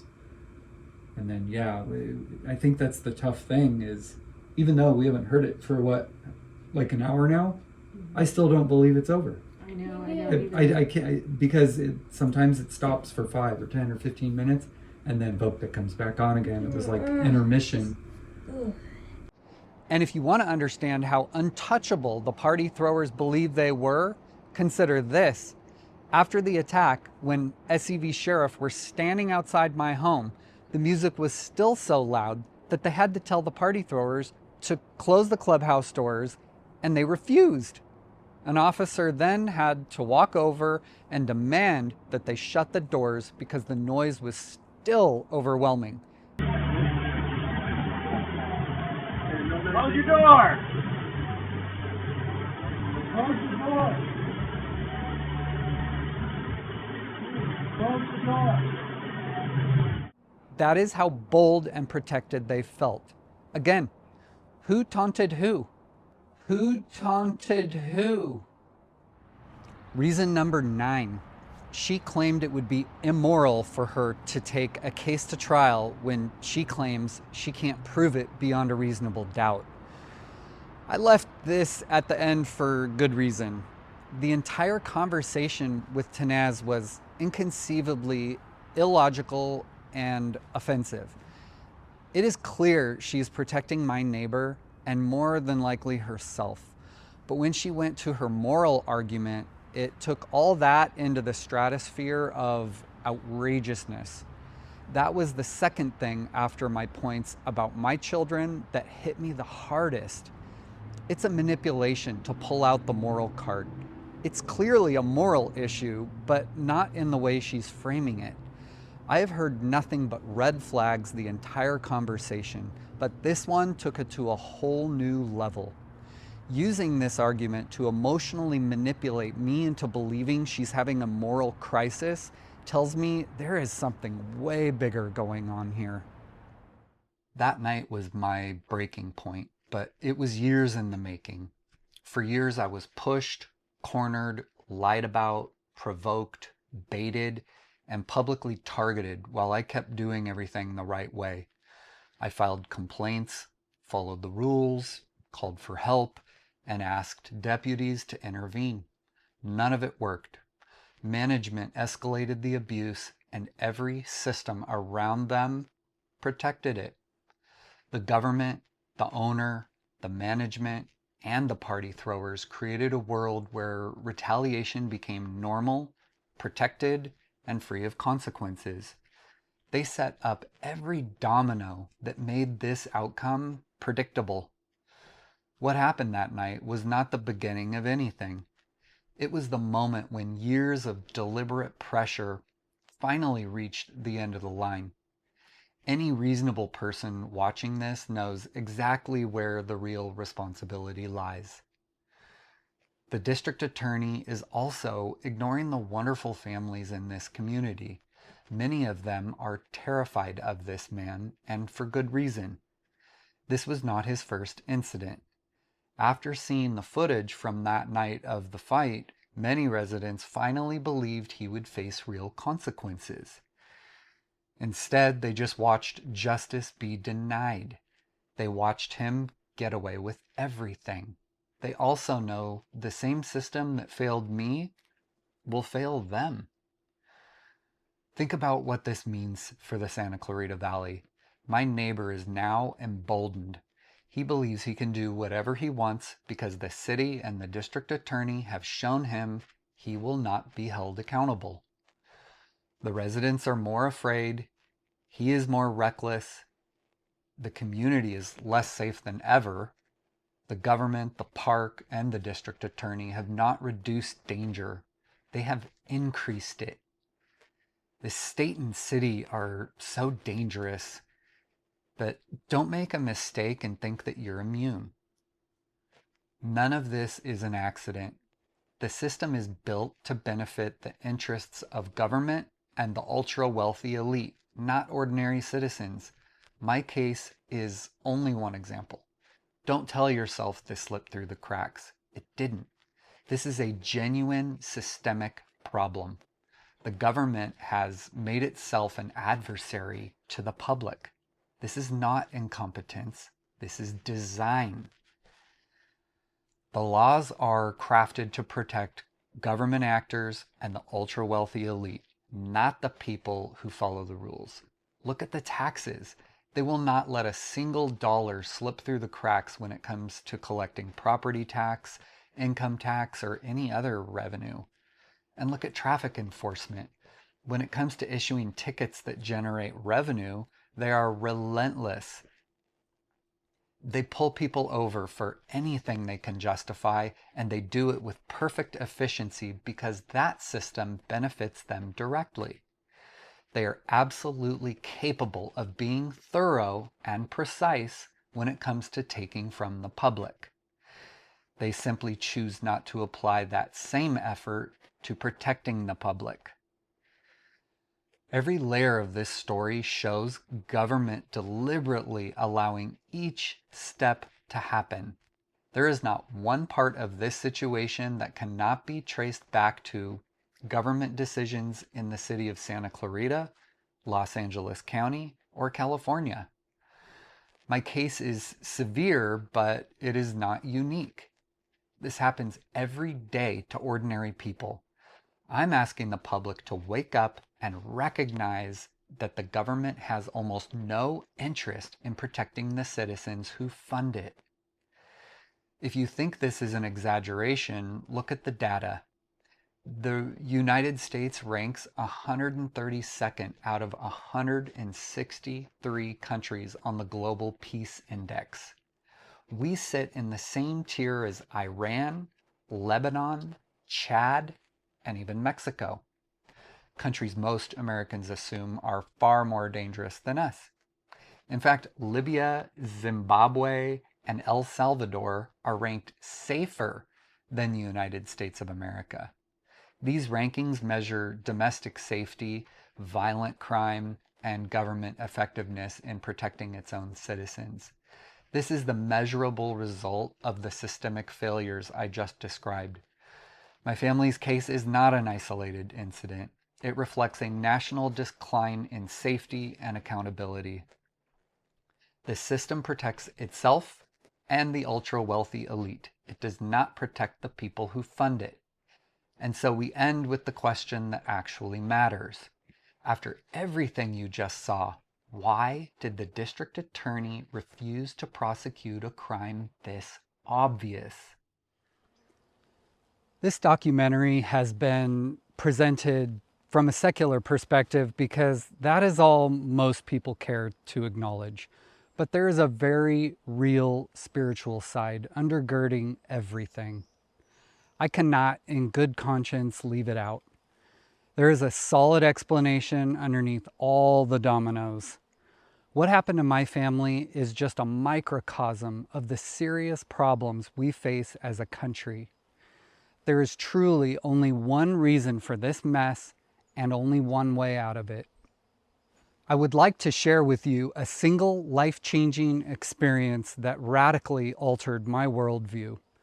About 20 years ago, a good friend of mine reappeared in my life. He called me out of the blue one day while I was in the pool, overindulging in a few Bloody Marys, and invited me to a Bible study that evening. I declined, but he begged me and I relented. During that study, I was given the gospel, which means good news. There is a profound irony here as I plan to dive into spiritual matters. This nativity scene sits at the entrance of the park.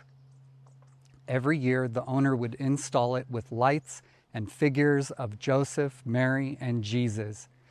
It was a visible reminder of the glory of God to everyone driving by on the 5 freeway. I took joy in the thought that the owner knew the Lord. Sadly, the year this lawsuit became public, it was never put up again. What remains is a dilapidated reminder that reflects the condition of our collective hearts in this country. Before I give you the good news, I must first show you your current reality if you are not already submitted to the Creator, who is the God of Jacob, Isaac, and Abraham.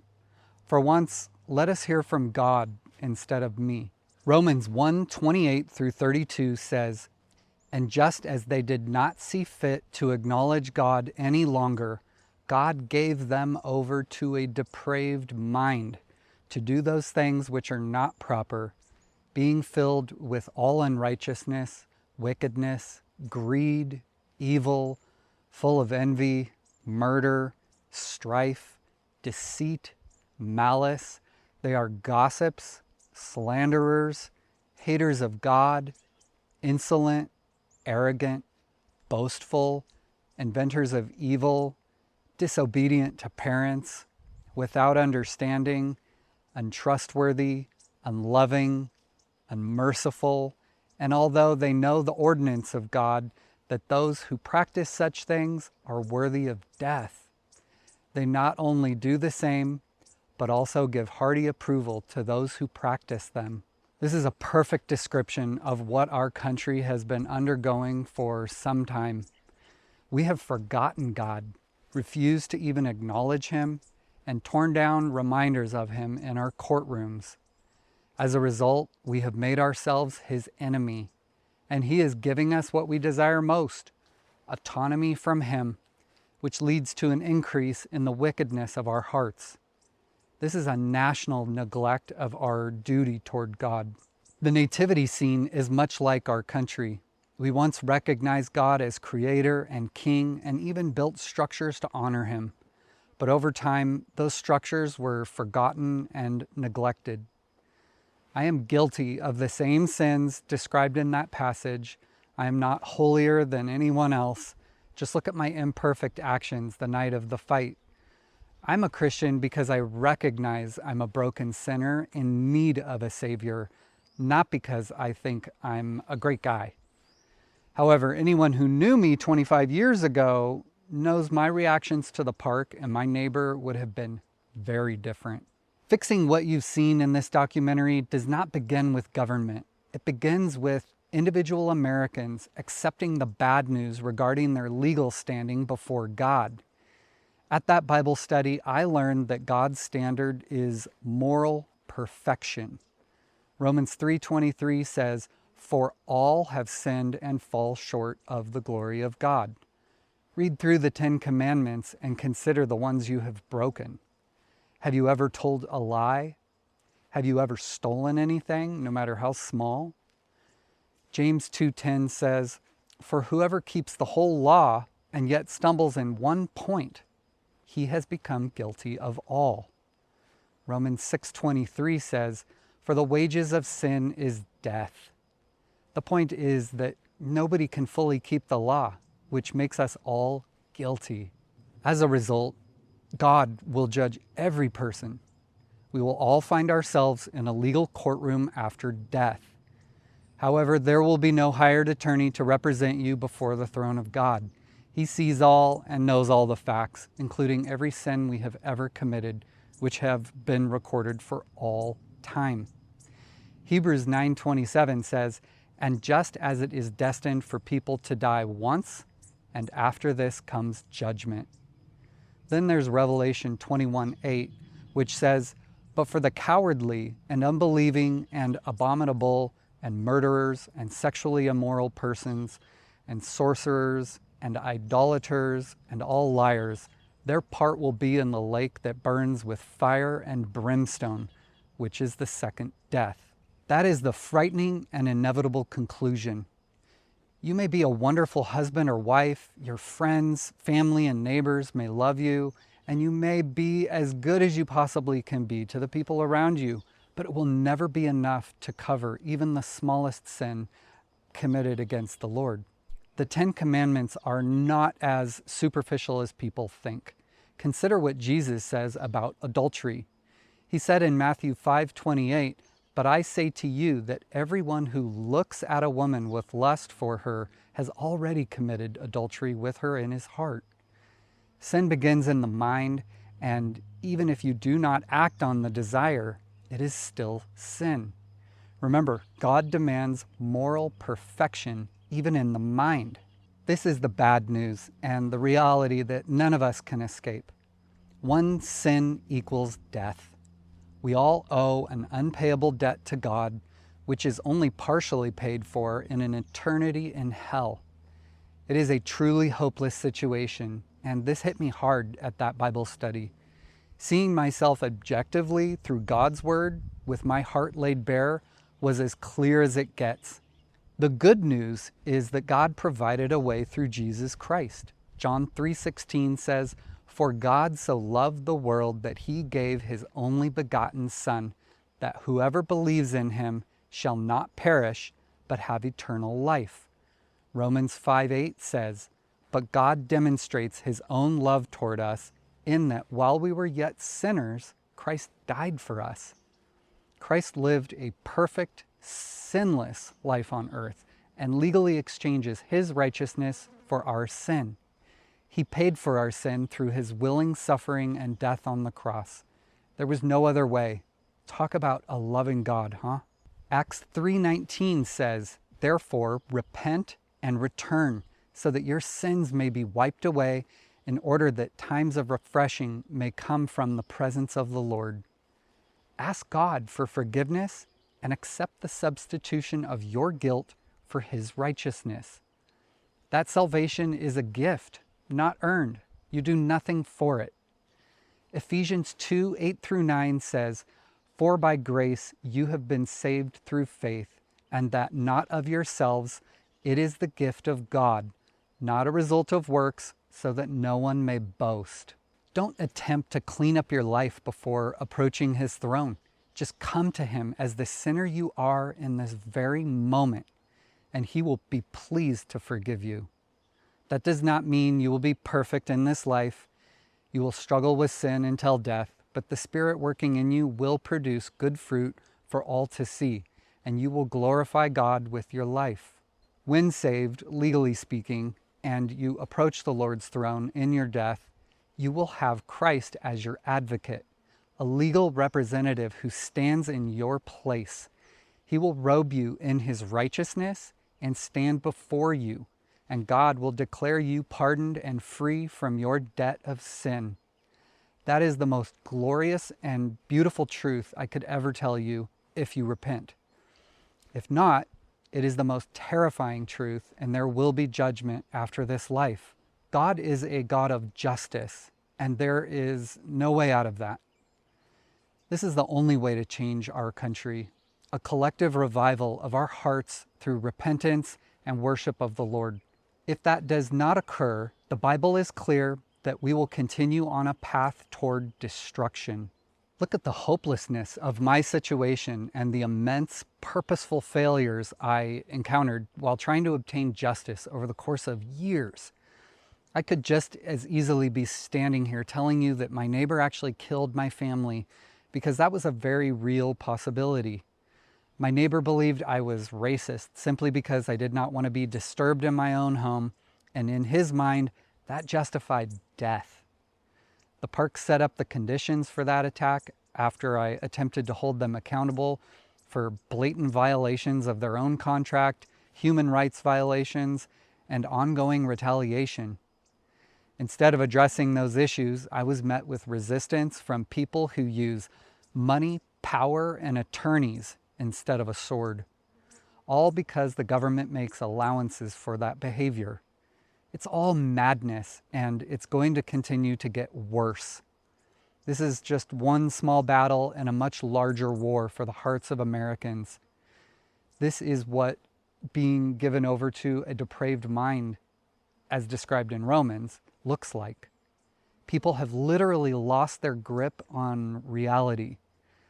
That is difficult for someone like me who values logic and reason to accept, but reason alone will not fix this. Only a miraculous change of heart will. Writing to your senator and voting won't fix this. The brand of so-called Christianity in the White House is not what I'm talking about either. That is not biblical Christianity you're seeing, but instead a counterfeit. Now is the time to choose your side. Make no mistake, this is a fight between good and evil. There is no neutrality.